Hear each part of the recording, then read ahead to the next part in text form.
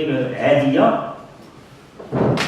الناس اللي كيدخلوا لقصر العداله بالي جوستيس باريس خرج من القاعه ديال الجلسات.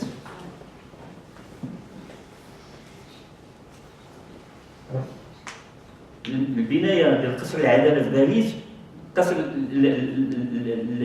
محكمه الجنايات كتكون هي والباب من هنا، بحيث كيتخصك تدي واحد المسافه كبيره جدا باش توصل للمحكمه ديال الجنايات. كتجي من البوفار سان ميشيل وكتمشي لحدا لا بريفكتور دو بوليس وكتدور على اليسار باش تدخل للمحكمه. واحد لاكور قدام بينها والدروج والهول الاول والهول الثاني لاقيك وتبقى غادي حتى كتوصل للنهايه ديال قصر العداله، عاد كتبقى فيه محكمه الجنايات. الرئيس خرج من تما بالبدله ديالو ومشى حتى للباب ديال قصر العداله وعطى الاوامر للبوليس باش يخليو الناس يدخلوا. هادشي كان 66 67 في قضيه طبيعه على تكون قضيه ماشي قضيه عاديه، قضيه الذي بالبركه، ولكن هذا الاشياء معمول بها في جميع الدول الديمقراطيه. ما كاينش تحايل على القانون.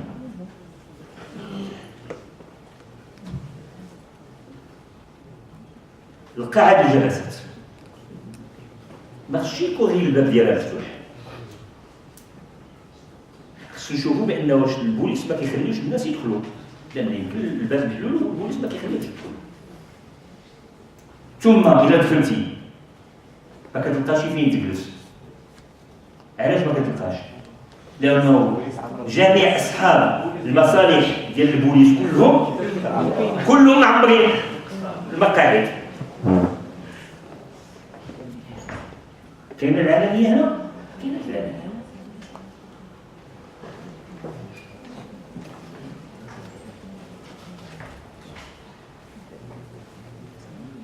الحق في التحقيق.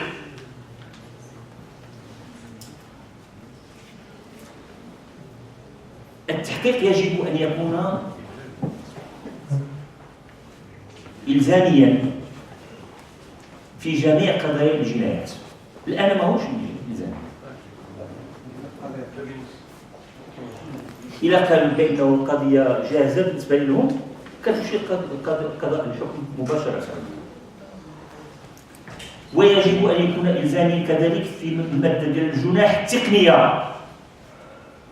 كاين واحد العدد ديال الجناح اللي هي جناح مالية أو غيرها أو كذا أو كذا أو كذا اللي كتطلب واحد التحقيق اللي هو معمق. ويجب أن يكون ثالثا إلزاميا إذا تدخلت الضحية فتنصرف طرفا مدنيا. خصو يكون إلزامي بطبيعة الحال، ما يكونش حق القاضي باش يرفض فتح التحقيق. الحق في الحكم.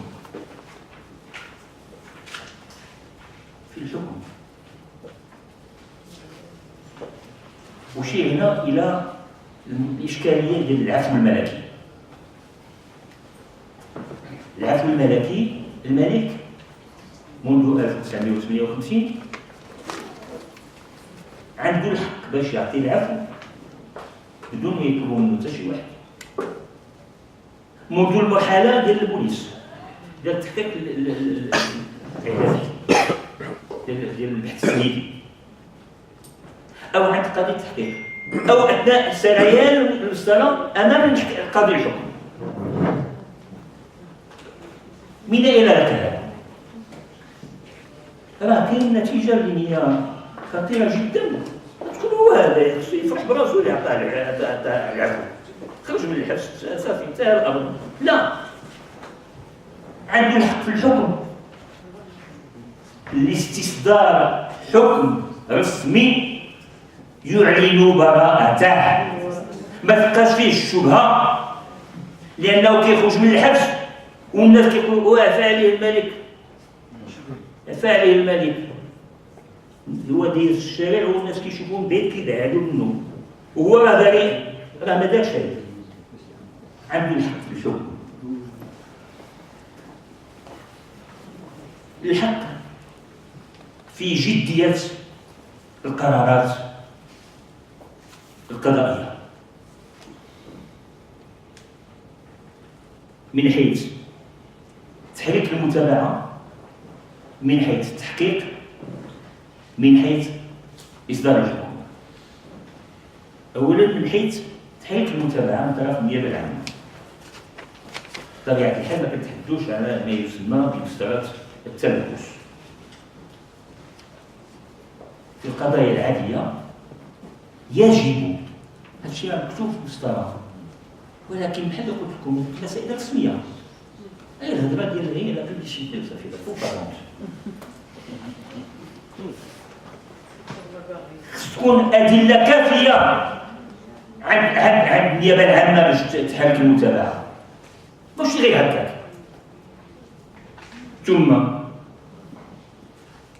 يجب على القاضي ديال النيابة العامة أن يحرر ملتمسا مكتوب، لأن الكتابة كتلزم عليك باش تحقق الاجتهاد ديالك. 1 2 3 حيث إن يلا زيد، لا، النيابة العامة مطالبة بالجدية، ما يمكنش تحرك متابعة غير هكاك، ما عندهاش حق. ثم دائما من جهة النيابة العامة يجب أن يمنع عليها أن تحيل أي شخص على محكمة جنائية، أكانت جنحية أو جنايات وملفها غير كامل. واش كتصوروا كيجي قاضي ديال النيابة العامة للجلسة وكيطلب الرئيسي ديال الرئيس كنطلب منكم التأخير بغيت نكمل هذاك الملف؟ إضافة متابعة. لا ماشي إضافة المتابعة ديال شي حاجة جديدة لا تضيفها، لا، دراسة الملف وغادي نزيد شي حاجة، شي وثائق كيف؟ كتعطاه التأخير لنكون معقولين. قد تكون هناك ظروف استثنائية جدا جدا جدا اللي هي حالة دون حصول واحد النيابة العامة على واحد الوثيقة اللي هي موجودة، ولكن راه كيبحثوا عليها غادي يجيبوها غدا ولا اليوم الجلسة عندي ما يمكنليش، ولكن واحد المحكمة بأنني غنقدم لها يمكن منح هذا الأجل الإضافي. ولكن إذا كنا كنحترموا المتقاضي نحكموا في الجلسة بالسراح المؤقت ديالو إذا كان معتقل. النيابة العامة تحمل المسؤولية ديالها، ما تجيش المتابعة قبل ما تكون الملف ديالها كامل. ماشي تقبض واحد الإنسان تدخلو للحبس وتجي تقول له أنا غادي نجيب لكم الملف. تعطاه أجل معقول قصير جدا ويلتزم باش يجيب الوثيقة، ولكن نعطيه الحرية المؤقتة في نفس الوقت للمتهم المعتقل. وإلا هو جا في الجلسة الثانية وطلب كذلك التأخير، آنذاك يرفض هذا التأخير وتحكم المحكمة بعدم قبول الدعوة. ويمكن كاع نوقفوا نديروا المتابعة. النيابة العامة غير مسؤولة قانونيا. كتصور هادشي ما يمكنش تأدي على الأضرار التي تتسبب فيها. هذا فراغ كاين في القانون. من بعد ما يجي يطلب، لما يجي القاضي النيابة العامة ويطلب التأخير المرة الثانية يرفض وتحكم المحكمة بعدم قبول الدعوة وتأمر حالا بتأكيد طبيعة الحال الحرية، ولكن الحرية كتولي نهائية لأنه القضية ما بقاش مقبولة نهائيا، السند القانوني ما كاينش. ولكن النيابة العامة ستكون مسؤولة شخصيا عن هذا الضرر. من ناحية ديال التحقيق، ستلاحظون أن الملفات ديال التحقيق فارغة من واحد العنصر اللي هو يعتبر أساسي أولي في القضايا الجنائية، وهو ما يسمى لو دوسي دو بيرسوناليتي، الملف ديال الشخصية ديال المتهم. يحتوي على 3 العناصر، 3 ديال التقارير. تقرير طبي ديال الطب العام، هذا راه تلقائيا قانون كيأمر به. تقرير ديال الطب العام باش كنعطيو الحاله ديال هذاك السيد اللي هو السيده اللي هو معتقل. العنصر الثاني هو تقرير نفسي، كنشوفوا لو كوسيو انتيليكتويل ديالو كيفاش شنو الذكاء ديالو كذا، مسائل عاديه. والعنصر الثالث هو نفساني ديال الامراض العقليه، باش نشوفوا مدى المسؤوليه ديالو الجنائيه. هذا الشيء كله ما موجودش نهائيا، في حين انه خصو يتوفر. هذا ماشي با لوكس، هذا من المسائل الاوليه اللي خصها تكون متوفره في الملف. من ناحيه ديال الحكم، قضيه الحكم يجب ان يكون معللا تعليلا حقيقيا، اي نزيها. ماشي يقول واحد اقتنع المحكمه من ظروف وملابسات القضيه. شنو هي ظروف وملابسات القضيه؟ هذا ماشي تعليم، هذا احتيال على التعليم، خصو يكون ممنوع بطبيعه الحال. ثم من ناحيه ديال اقرار او تقولوا كيفاش تقولوا، لما كيحدد المحكمه واحد العقوبه حبسيه، خصو تكون قواعد موضوعيه. مثلا غادي نحكموا عندنا بين 5 سنين ديال الحبس حتى ل 20 عام نقولوا او 30 عام مؤبد. تكون كل عقوبه التي تتجاوز 5 سنين مثلا يجب ان يكون هناك اجماع القضاة باش توفر الضمانات، وما على ذلك اقل من 5 سنين يمكننا نكتفيو بالاغلبيه باش يكون هناك سند حقيقه جيد للحكم.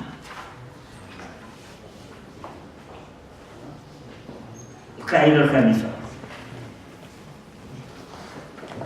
اتخاذ المقرر القضائي داخل اجل معقول، ما يسمى في المحكمه ديال اوروبا ديال حقوق الانسان لو ديلي ريزونابل. هذا الاجتهاد اللي تكلم عليه الاستاذ قبيله اللي هو ميدان واسع. الدول الاوروبيه المحاكم ديالها تدان يوميا من طرف المحكمه الدوليه لحقوق الانسان، وعلى عكس دول فرنسا.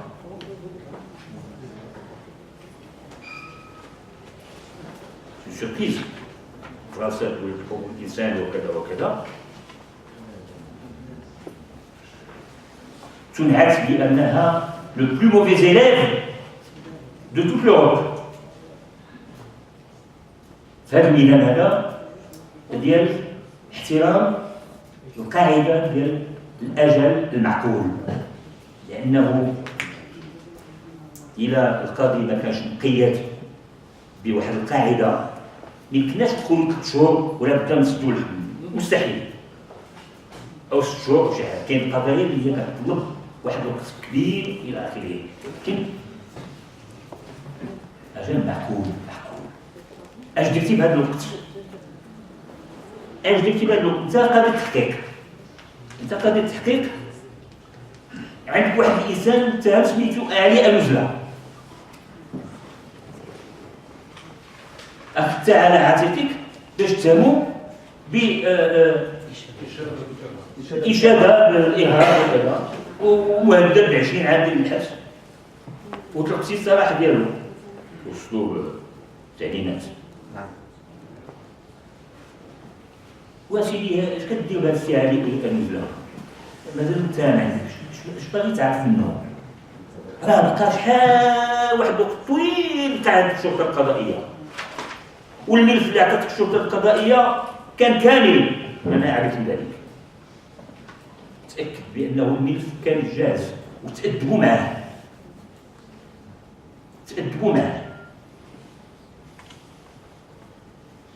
عطاوك الملف كامل، عطاوه القضية النيابة العامة بطبيعة الحال. النيابة العامة حالة على قضية التحقيق. اش كدير هذه قضية التحقيق هذا الملف هذا؟ هذه شهور هو مازال مع ساعة كيعيط اش هذا الفلانة احتاجيناك. كاين شي عندو قرر التأخير، ما معنى ذلك؟ هذا في ميدان، هذا مثال كنعطيه في الميدان ديال التحقيق.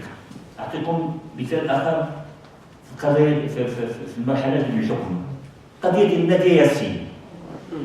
قضية نادية ياسين أمام المحكمة ديال الرباط، هذه 6 سنين و 7 سنين حتى نسيناها.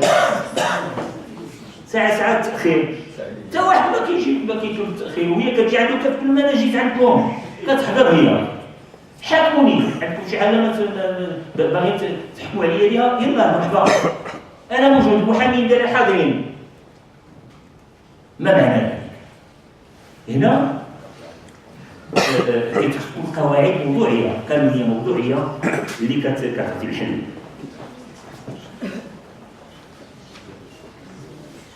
اي هذا الشيء. النقطة السادسة والأخيرة هي القواعد المتعلقة بحقوق الدفاع. النقطة الأولى وهو الحق، تكلم عليه الأخ بيرة، للمتهم أن يكون حاضرا دائما. ولكن ما تكلمتيش يا أستاذ، لأنه ما عندكش هذه المشكلة هذه في الدين ديالك، في التجارب ديالك. ما عندش الحق للمحكمة، وعندها هذا الحق نظريا باش تأمر بطرد المتهم من الجلسة. هذا ما وقع في محاكمة 77 اللي تحاكموا فيها مجموعة ديال السلفاتي والمناع عبد الله زعزعي إلى آخره. طردوهم من الجلسة. لقينا حنا غير محامين مع القاضي، واحد كيبقى واحد ولا جوج كلمات بيدو يلاه طردوهم كلهم. ما عندوش الحق القاضي باش يمنع واحد الانسان من حضور محاكمته مهما كانت الظروف.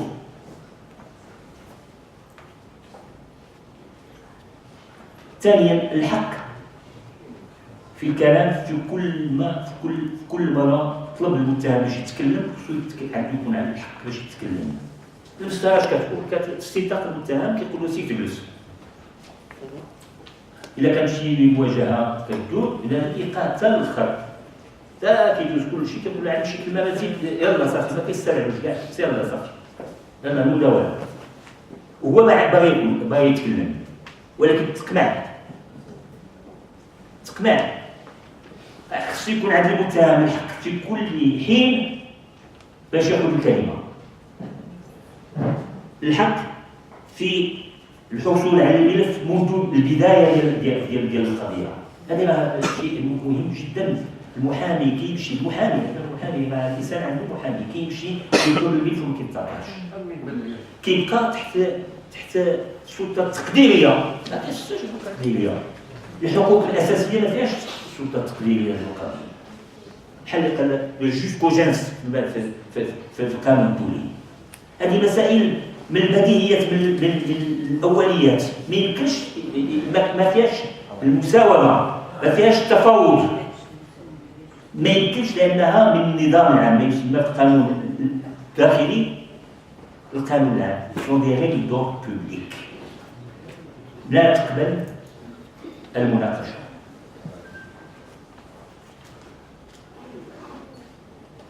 الحق الرابع في المحامي منذ أول ساعة في الحراسة النظرية. الان راهم زادوا شي حاجه وكيقولوا بانه كيكون من بعد ما كذا الى اخره كيمكن يحضر بالساعه، يعني كيعطيك بحال الصدقه، كيعطيك صدقه مع العلم ان هذا الحقيقه مبهم، في حين انه خصو يكون مدقق. الحق في الحضور المحامي منذ اول ساعه كيفما كانت القضيه جنائيه، جنائيات، سلاح، هذا كذا، الارهاب، بدون استثناء من حدود الساعه الاولى، مع العلم ان القانون خصو يدقق ان المحامي عنده الحق باش يتدخل، ماشي غير حاضر، يتدخل ويلقى اسئله ويوضع مذكرات ووثائق. الحق في للمتهم في ان يتوصل هو ودفاعه بطبيعه الحال، هو او دفاعه بجميع المقررات التي يصدرها قاضي التحقيق، ماشي فقط بالاعلام بصدور القرار، القرارات نفسها يتوصل بها المحامي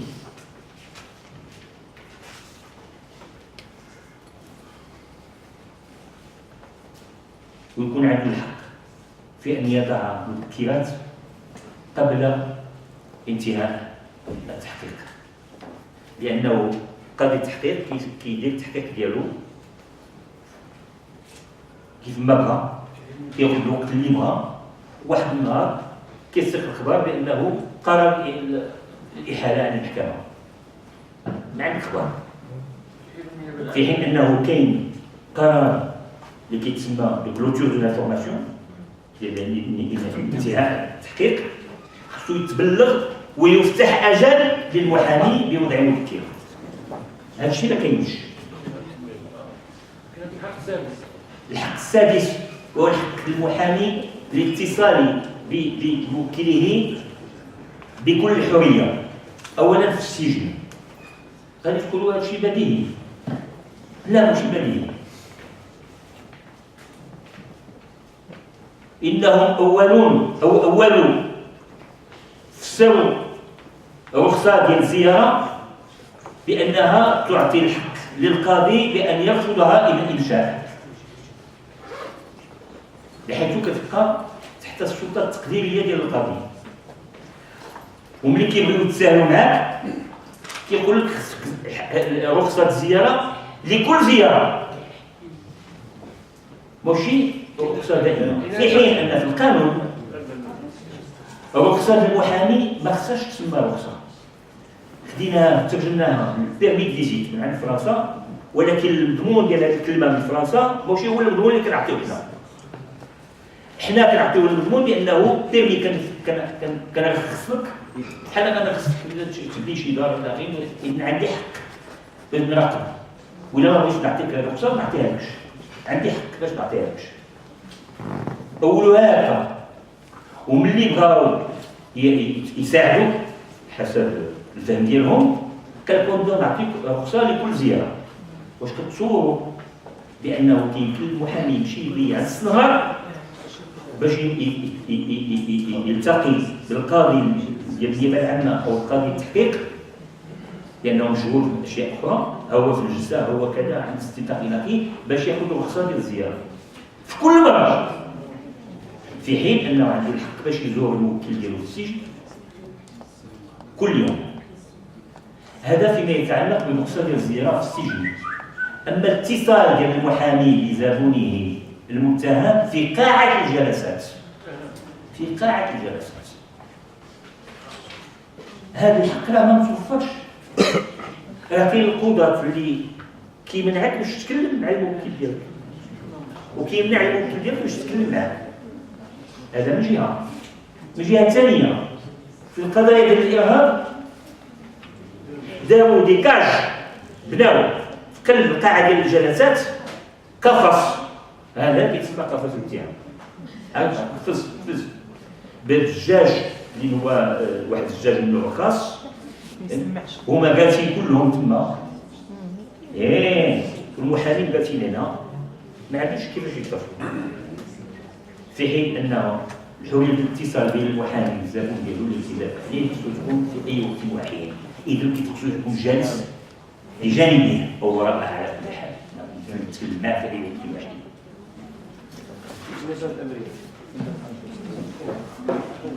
الحق السابع، احنا قربنا. الحق السابع وهو هذا ما كاينش في القانون المغربي، مع انه حق اولي، حق الشخص الذي يوصف بانه شاهد بان يصبح شاهدا مؤازرا من طرف المحامي، ما يسمونه بالتيموان اسيستي. كاين الشاهد ما عندوش الحق باش يكون عنده المحامي، كاين المتهم عنده المحامي، كاين واحد في الوسط اللي كيتسمى الشاهد المؤازر. معناه انه شخص توجد بعض القرائن ضده، ولكن ليست قرائن كافيه بان يصبح متهما، ولكن كاين قرائن اللي كتجعلو ما يبقاش غير شاهد عادي، كيصبح شاهد مؤازر. شنو هي الاهميه ديال هذا الشيء؟ هو انه قاضي التحقيق ما يمكنش يتحايل عليه، ما يمكنش يبقى غادي في الاستنطاق ديالو كل مره وكيغرقوا واحد ما كيقول انا كنفهمك من بعد ما تجمعت عليه اللي هكا، في حين انه كانت هناك ادله كافيه لان يتمتع ماشي بالوصف ديال المتهم، ولكن بالوصف ديال شاهد مؤازر، وبالتالي ان يكون مؤازر من طرف المحامي لكي يتمتع من الحصول على الملف ويعرف ما يجري به. هذه القاعده قبل ما تدخل القانون المسطره الجنائيه في فرنسا كان معمول بها. انا كنت مازال عاقل، كنت في الهيئه باريس في ذاك الساعه، وفي المكتب اللي كنت كنعمل فيه كانت هذه القاعده في بدايه الستينات.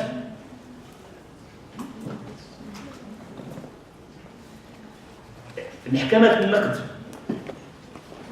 ألغت مسطرة التحقيق بكاملها منذ، أو على الأقل منذ أن تبين لها بأن قاضي التحقيق واحد التاريخ معين استنطق واحد الشخص بصفته شاهد، في حين أن الملف يحتوي على أدلة كافية بأن يتهمه.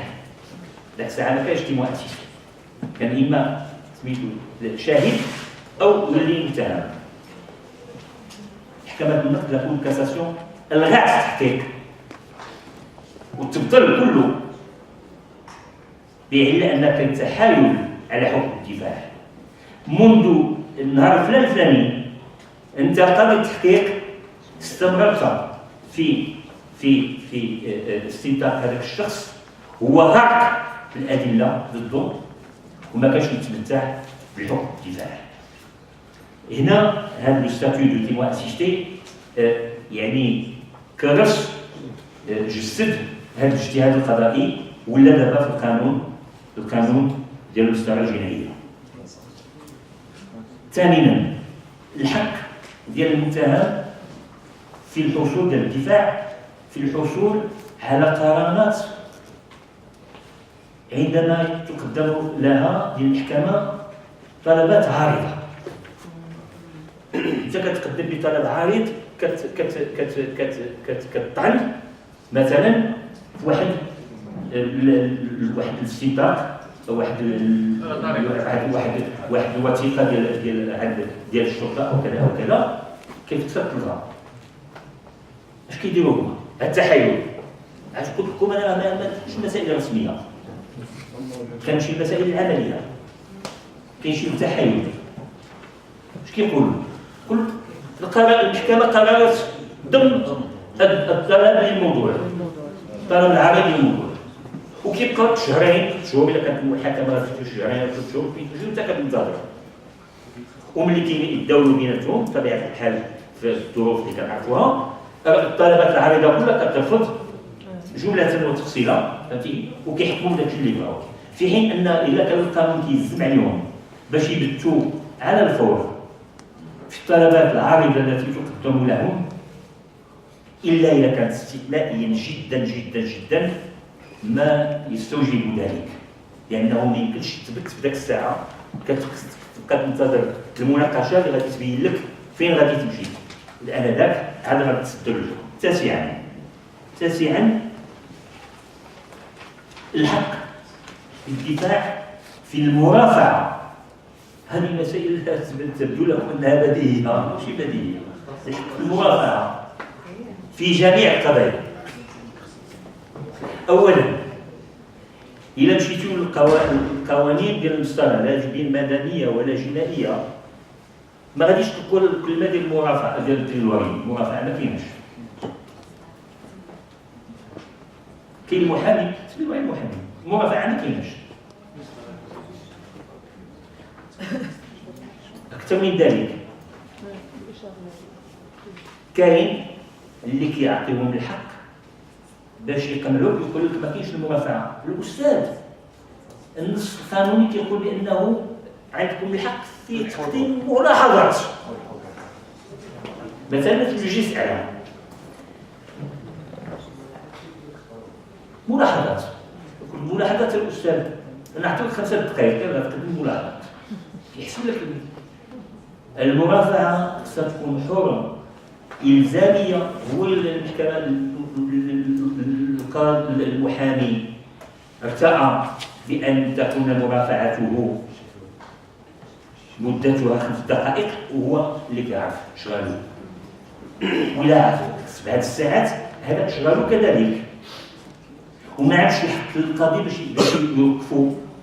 الآن محاكم ديال السينات وغيرها إلى آخره القاضي والأستاذ الله يخليك نعطيوك 5 دقائق وانتم كتشوفوا الملفات اللي عندنا حنا كنتفاهموا على اسره وحده غندخلوا العاطفه وندخلوا داك الهضره ديال داك البيع والشراء. راه القانون ما فيهش بيع والشراء، راه فيه النزاهه، راه هادشي ما فيهش هذا التحايل على الاخرين. المرافعه حق وحق اساسي خاصه في الميدان الجنائي. عاشرا وحنا قررنا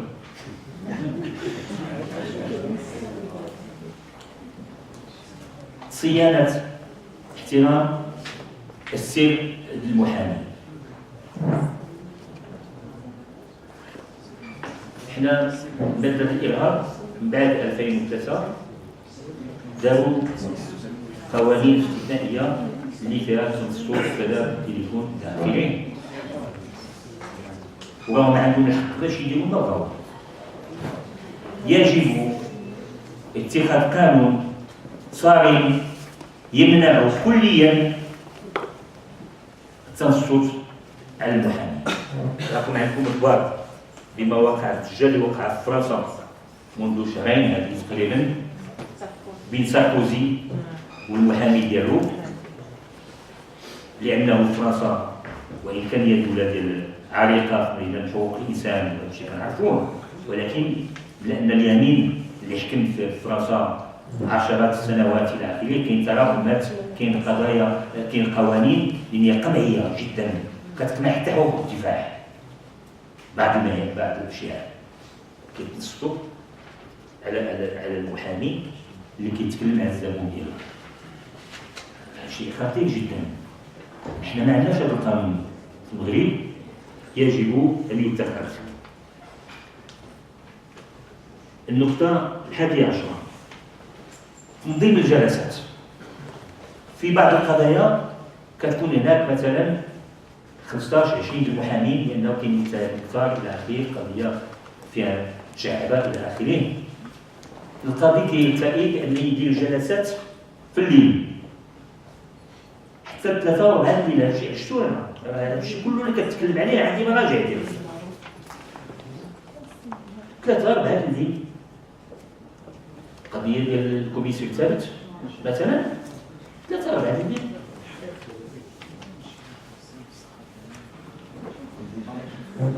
أو جلسات ماراثونيه، يعني ما فيهاش حتى 10 دقائق ديال الراحه، بمعنى ان هذه القاعده كتفرض على المشارع باش يدخل بشكل او باخر باش تكون هناك جلسات منظمه على اساس تفاوض بين المحكمه والهيئه ديال الدفاع.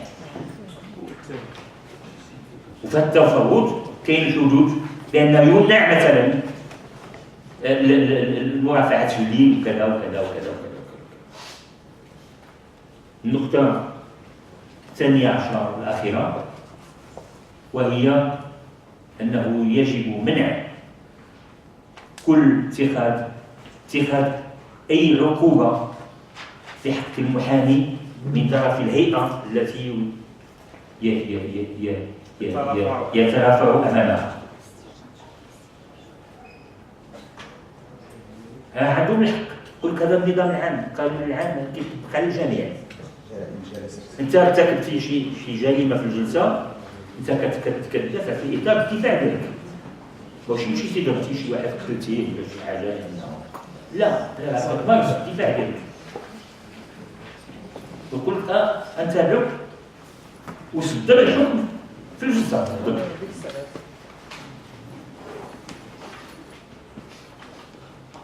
مازال الان موجود في القانون المسطره المدنيه كنظن او شي حاجه من هذا النوع، ما كنعطيش قيمه لشي حقيقه قضيه ولكن هذا الشيء كاين، خص الانسان يكون عارفه بانه المحكمه عندها الحق باش تتخذ قرار تأديبي ضد المحامي. توقف لمده كنظن شهر او شي حاجه من هذا النوع.